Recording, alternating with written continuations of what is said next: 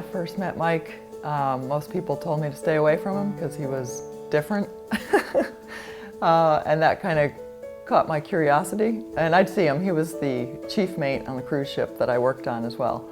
I was the fitness director, and I slowly got to know him, and he was very different. He was into different sports. He was into hang gliding, which I found out by getting to know him a little bit, and he said, hey, you want to go hang gliding? Surfing was his greatest passion from when he was a kid. And then windsurfing, and then it turned into kiteboarding. He's just fearless. Yeah, he was the inspiration to us all. Maik went to sea when he was 17 years old on his first ship, so his dad said, you need some direction in life, and threw him on a ship at 17 because he surfed too much. Maik stayed with it, and he said, I can either be out here and do all this grunt work, or I can make something of myself, and I see the top. I see the captain up there, and that's where I'd rather be than down here. When Maik got this job in Tacoma, the reason he wanted this job is that he wouldn't be gone off at sea for many months at a time, and that's when we realized we could start a family. And Maverick was born in 2002, and then Nash came along almost 4 years later. He's very awesome because he mountain bikes. He used to mountain bike with us. He took us to a lot of candy places, and he gave us a lot of yummy food. I don't think Maik realized how much he was going to love being a dad. And then when he was so excited. How's the battle going?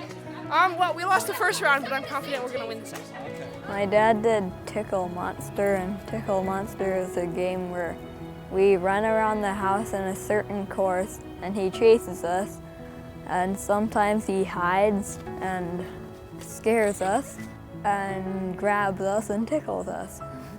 Maik loved being a father. He was great. He loved teaching the boys. He taught the boys a lot of things. When Maik found out he had cancer, I don't think I truly believed him, because it doesn't seem like something he would ever have. Yeah, it changes things.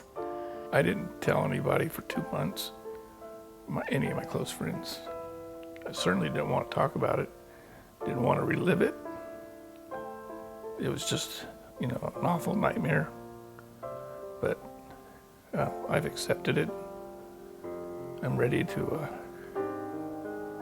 go to the next phase, whatever it may be. You never know until something like this happens how much time you don't have. You just know how much time you always have, In June of last year, we found out Maik had cancer everywhere. We were going for the all clear on his MRI, and it was hardly that. It was everywhere throughout his body, pretty much, including his brain.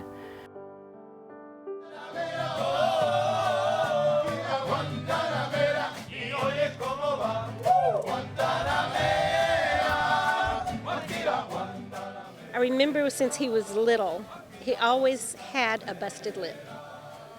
Because he was always doing something crazy, or something that he shouldn't be doing. Looking very festive, my good man. Yep. We were like the Tasmanian devils. We just were into everything, and if it was trouble, we were right there. We had a great time going up.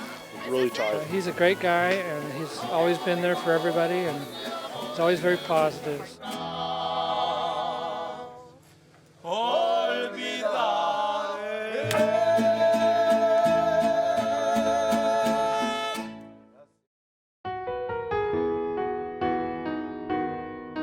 The priorities for the care team in helping Maik specifically were to make sure he could get the process expedited.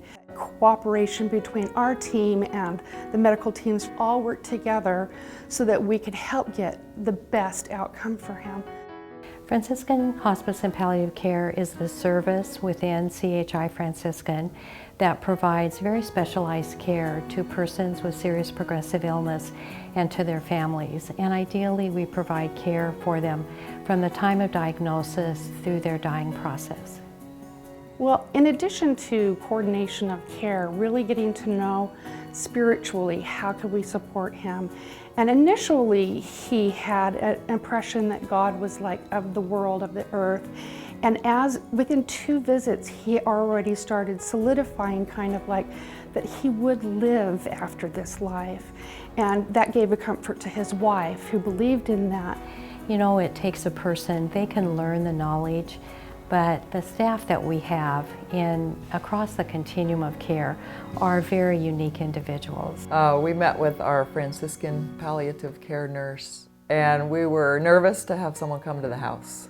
But when we met her, we loved her. She is a bright light in this world. She was fantastic. I'm very fortunate to be with Franciscan Hospice. They're very compassionate. I've got oxygen on board. I've got a hospital bed here. And most of all, I've got advice and someone to lean on to. When my dad got sick in the hospice, people came, they were pretty nice to me, and they treated me pretty good.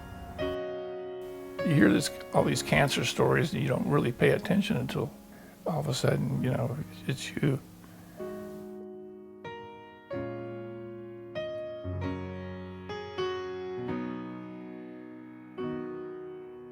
Since Mike died in September, the holidays were coming up so soon after. So Franciscan Hospice had an offer to go to a counseling group session for grief during the holidays. So my boys and I went to that, and it was helpful.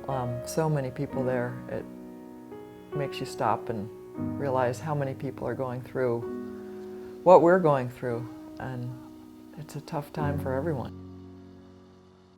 Well, Mike didn't want a funeral. He was adamant about that. He wanted a celebration of life while he was alive, so we did that. And that group went and did what Mike would want us to do. And that was to go to Browns Point, where he did a lot of kiteboarding.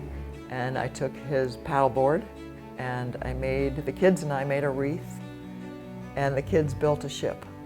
And we took the ship's bell with us, and we had our service, and we rang the bell for him. And I put the paddleboard in the water with the wreath, and it was a very calm, gray evening. And as soon as I started paddling, this glint of pink struck the water. So I paddled kind of far because I had to get to that pink strip before I could throw the wreath in. And when we came back in, the sky burst into the most beautiful, gorgeous sunset of oranges and pinks. And it was just Mike smiling, saying, "Thank you."